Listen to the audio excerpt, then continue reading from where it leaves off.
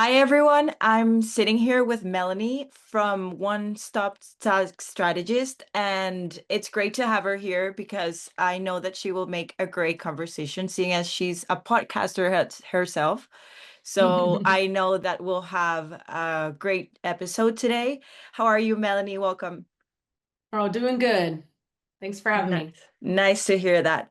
Thank you for coming here. So, to give you some context on why we do this Wize Factor Chats, is that basically we get invited the members who we think have that Wize factor in them that are joining our program, and we want to know what made them come to our tribe and hmm stay and what they found useful. So I want to go all the way to the top from the beginning, when you started your business. So when did you start? How did you start? Why the idea of running a tax business? Well, my dad's been a CPA for over 40 years, and he has had multiple tax firms. I used to be an employee at his previous firm, and he ended up selling that to his employees. And then we started One Stop just as a way to serve clients that his other firm was not wanting Mm. to serve. And so we were turning away, I don't know, a couple $100,000 of business a month. And so just because they were wanting more simple clients. And so I came to Oh. my dad and I said, let's just partner with other CPAs and, be almost the sales arm. So that was our initial structure. After doing that for a couple of years, that was in 2022, I believe. But after doing that for a couple of years, we realized it's hard to control the client's experience when you're doing external partnerships. Mm. And so we decided last year of November. So it's 2026 now. So it's 2024 of November 2024 is when we brought everything in-house and decided to just build internally. So our Hmm. firm is only really like a little over a year old. And it was just a lot of things to fix from the previous model that wasn't a good business model. And so Wise, my dad's worked with them in the past at his old firm, and he had a great experience. And so we decided to hire Wise Mentoring just to help us learn how to just stabilize like systems, processes, and be able to build a good foundation for scalability. Love that. It's a generational thing, running a Yeah. firm. So the entrepreneur runs in the family, the entrepreneurship. Love that. Yeah, yeah. So, Well, we find out once you have the ability to choose when you want to work, then you don't really want yeah, people telling you to do yeah, it. that's a beautiful thing to be able to choose and carry that out, which we know it's not easy to do. It's not. So That's what I'm learning. I want to go to that part. So you say that 2024 things are coming together for you as your firm, and you said that there were a lot of things that you wanted to get in place, and then you found Wise. But what were those things that were making you feel like you needed some help, or what was the challenge that you were facing at the moment to make sure that you had some help to fix that? It was the systems and knowing like I really care about the client's experience. And Beautiful. so there was a lot of clients frustrated from the external partners.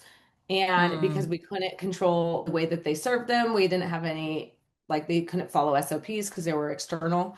And so just we wanted like a fast growth to building out a firm that really took care of clients. And so my dad's strengths are creative tax planning, but he's not super mm. great at the systems. And so we figured that Wise would be able to come and help us with that piece. I love And then that. sometimes too, like in a family business, it's just nice to have an external third party that Mm, doesn't have any skin in the game to give us what they yeah. think.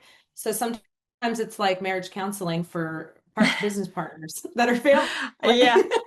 That makes perfect sense. And it's incredible to have a family business, but of course, you have to have an external person to be very objective Yeah. and to Yes. actually guide you through what needs to happen rather what you would expect or prefer to happen to keep the relationship, flowing Yeah. as a family. I get that it must be challenging, but also beautiful. Like the fact that you inherited the entrepreneurship, and the business itself.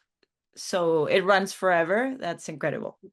Yeah, it's fun. Um, so since you joined Wise, um, we know that there's a lot of lessons and cultural things that are very different to how traditional firms run and to how other coaches see the business and how they structure it.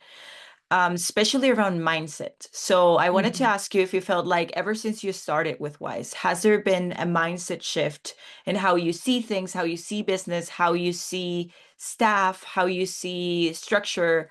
I'd say I knew certain things were possible just because watching my dad, but like me, Mm. I'm not a CPA. And so running a CPA Mm-hmm. firm, there's some difficulties when you don't understand. So it's nice because Tim's my coach. Beautiful. He's got a family business. He's also not a CPA and he's Yeah. running the firm. And so it's nice to have like the belief like, okay, you can do it. And it's really just Yeah. about hiring the right people that can make up for your deficiencies. Yeah, just like knowing the structure, knowing that there is a system that works. It's just working the plan rather than having to come up with our own path is super helpful. And then I'd say like the wise way, the nice thing for us is like my dad's already he's wanting to golf. That's what he's wanting to do. And he's really the only one out of me, my sister, and my dad that do the CPA piece of it. And so the people that hire Wise a lot are the people that want to pull themselves out of the business. Where for us, we have to build it that way. And so it's nice to have just a system that works so that we know this works. We just have to work the plan. I was going to ask you about that actually. That was my next question because you do know that we talk about the building a business that runs without you, and Yeah. probably your dad is so doing that in the next years, or if he's not already there.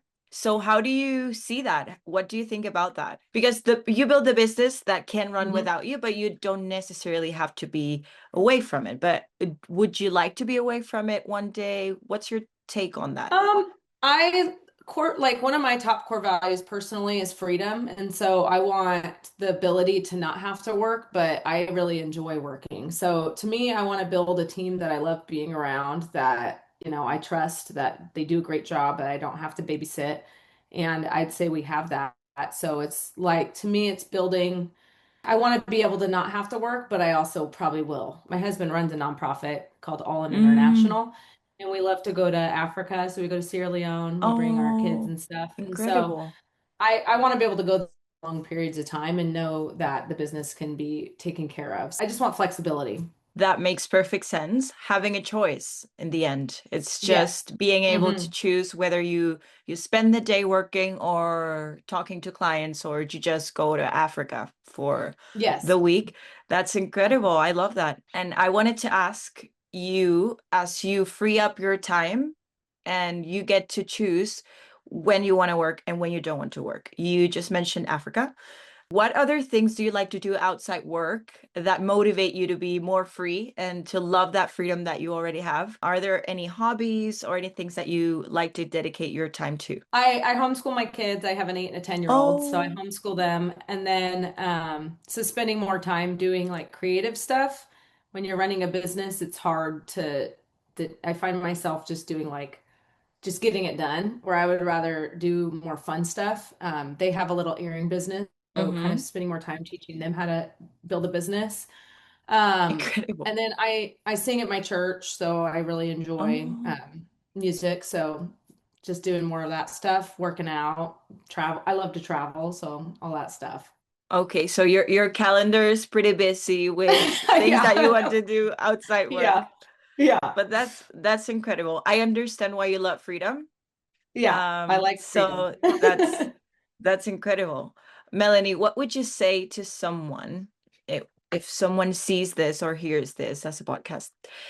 What would you say to the person that's stuck, pretty, stressed out, burnt out, feeling not so good about the business, wanting to sell, wanting to drop everything and just run for the hills? I wouldn't say throw away all of your hard work because I've been there.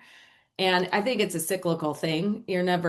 I've learned, like, I'm not there yet. So I'm learning, like, basically, and Wise has been a great resource for that. But there's work regardless. If you run for the hills and throw it away, you got to build something else. So you might as well put the work into what you've already built to fix it so that you could pull yourself out.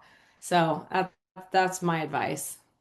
That makes perfect sense, honestly. If you can build a business that you can sell, if you don't want to have it, but ideally do something with the progress that you've already made. Yeah, you've already don't let the headaches go to waste. Put effort towards fixing them. I do agree with that. Well, Melanie, those were all my questions for today. Thank you so much Awesome. for joining me. I love to having your insight and take on this whole business, building a business that runs without you today. So thank you. Yeah, of course. Thanks for having me.